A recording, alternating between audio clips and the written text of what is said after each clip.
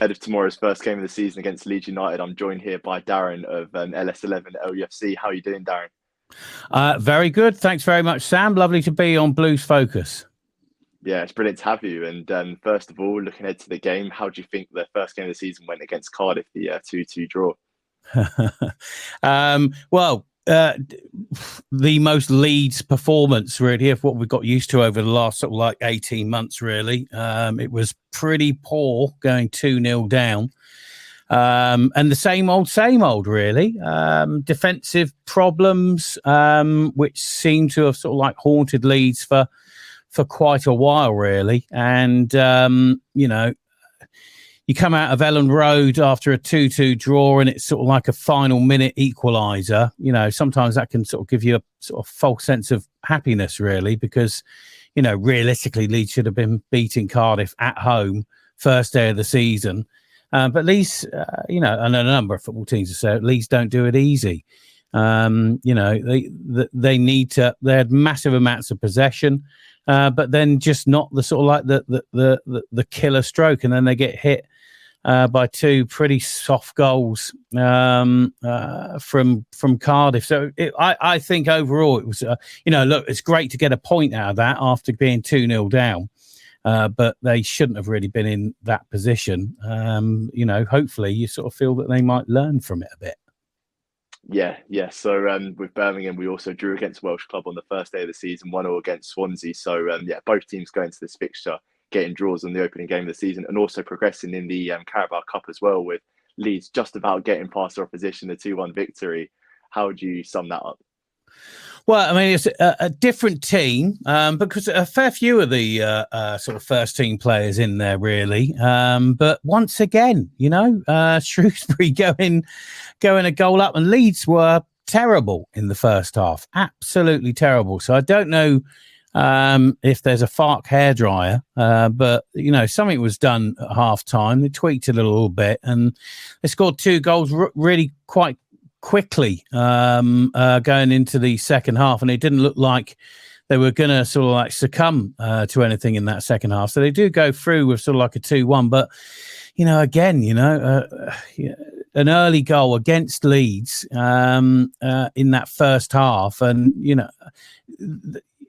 you got 37,000 people. I think a lot's been maybe not made of that, is that, there was 37,000 people there for a Carabao Cup first round game against Shrewsbury, which is insane. It shows, how passionate the Leeds fans are. Maybe, the Shrewsbury players turned up and it's like playing at Wembley. You're playing in front of a, packed out Elland Road, massive noise, and they played out their skins initially. But Leeds got the job done. I suppose sometimes it's not about the performance, it's about the results. Leeds are a bit undercooked. They've had less pre-season really than most of us because of takeover and because of getting a manager in, and so it's been and trying to get players in now and who's going to be going, and every team's got their own sort of pre-season woes, and there's not much you can look at in pre-season, but it's starting now, and I think you're beginning to see that sort of like not actually match fit and a little bit undercooked. You're beginning to see that come out in the performances. Yeah, and you speak there about the sort of players that are coming in and also going out as well. There's been a bit of talk this week about departures with Wilfred Gnonto refusing to train with the team, and also Joe Rodon now coming in and available for the Birmingham game. So what do you make of the business done this week? It's a bit disappointing about Gnonto, I think. A lot of Leeds fans will remember not that long ago, well, it seems a longer time ago now, when we had the Sick Note 6 that all refused to play a number of years ago. It's interesting because I think the captain, Liam Cooper, at the end of last season was pretty vociferous in the changing rooms and turned around to everybody. And it's a famous quote now, has turned around to all of them, that if you don't want to be here, then off. And that quote's been on many a merch over the last sort of like 3-4 months. And it's, but you're not going to know who is going to off until that sort of deadline day is closed. And there's been a number of them that have gone. You've got to look at, the sort of contracts that were put in place. with relegation clauses in there. And you've just seen so many of them just sort of fritter away on loan, being sold. And Nonto is the sort of like latest one that I think a lot of people really, really loved Willie Nonto. And, I don't think you can blame players that much nowadays. If they've got an agent in their ear saying that, you've got this big money move and, you could be playing, but, will he be playing every week for Everton? Who knows? But it sounds like he's got his heart set on a move now. So realistically, if you don't want to be there, then do go, really. There's still some questions about Tyler Adams and what's going to happen with him, and whether or not apparently a 20 million relegation clause that will be activated by Chelsea.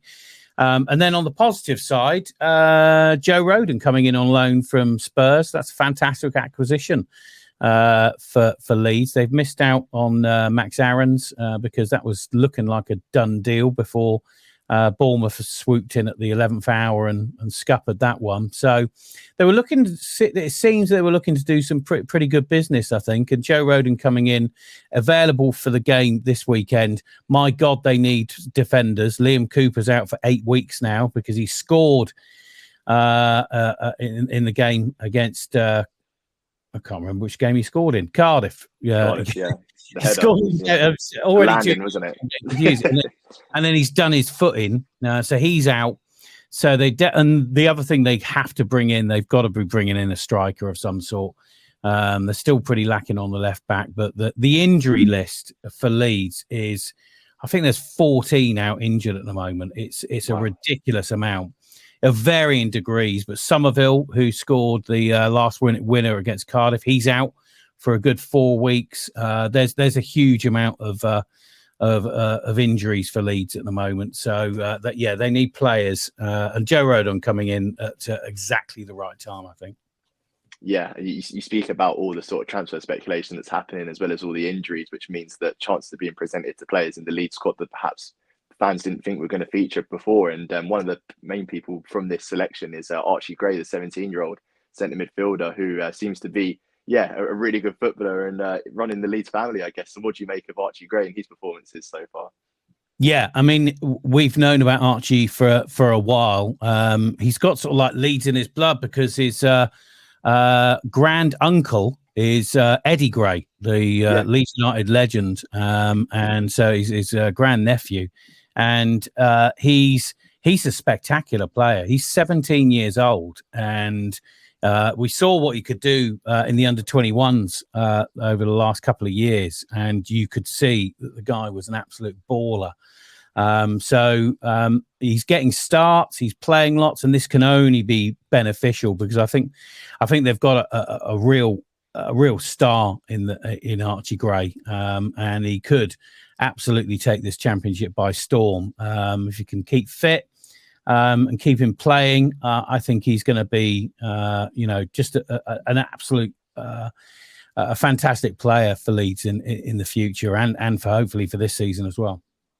Yeah, exactly. There's a lot of good young talents in the Championship, and I think Gray fits right into that quota in the fact that loads of Championship teams are giving these young players minutes, and Birmingham ourselves have got people that that are youngsters that have been given minutes, such as Jordan James and Alfie Chang, and also George Hall, a player that's been linked with Leeds in the past as well. And he may feature on Saturday, he may not, but Eustace has left it sort of wide open in his press conference. But in terms of sort of the Leeds lineup, who are you sort of expecting to see in the team come Saturday? I don't think you'll see much change from the team against Cardiff, apart from the people that are injured. I don't think there'll be a vast amount of change. I think Joe Rodon will come in for Liam Cooper. I think they may shuffle around a bit up front now with Somerville's coming in. Maybe I'm not sure if Sam Greenwood's fit for this weekend. I think he's training, but he's probably not available. Bamford's out injured again, so he's not going to be available. So I think up front it's going to be a little bit of a sort of a mismatch. But I think Joe Gelhardt will probably get the nod this weekend. He did a good game against Shrewsbury, scored a goal. He's another one that is, a fantastic player, and spent the season out on loan at Sunderland last year, did really well. So I think he's another one that in the Championship is going to be really, really important. So I don't think you're going to see too much of a difference from the Cardiff lineup for Leeds, apart from sort of replacing some of the injured players. Yeah, and Birmingham in the past have had a rotten record against Daniel Farker, so I'm sure whatever team you'll pick, you seem to get a result against us. So, finally, what do you think the score's going to be, and are you going to the game or not? I'm not going to the game. Ben from our podcast is going down on a bus, so he's looking forward to it. Score prediction, I'm not great at score predictions, as you well know, Sam. I can't remember what we predicted. 8-8, yeah, I'll go with that. I think if they can come away with a point, there'll be goals in it. I'm not sure. I think 5-4, wasn't it? Was the famous one? Yes. So, yeah. I'll tell you what, let's double it. 10-8.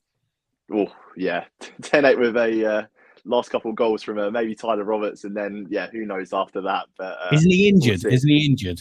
Well, Eustace has said in his press conference that he should be available. So I think it's one of them ones where he'll make some sort of appearance, but it may be sort of a typical thing where he comes back to his former club and scores. You never know. But, you never know. That's probably written, isn't it? Yeah. Yeah, it seems like something that might happen in front of sort of the crowd we're expecting as well, because we're expecting around a 21,000 crowd. It's all going to be, positive because of the takeover and everything. And obviously you guys have had your takeover as well. So I think for both teams, there's looking to be good seasons ahead. And good luck for the rest of the season. Yeah, and to you. And just finally, if you want to shout out all your sort of social media channels and like what you want to say to the Blues fans ahead of the game. Yeah, I mean, good luck for the rest of the season from about 6 o'clock after we finished. Thanks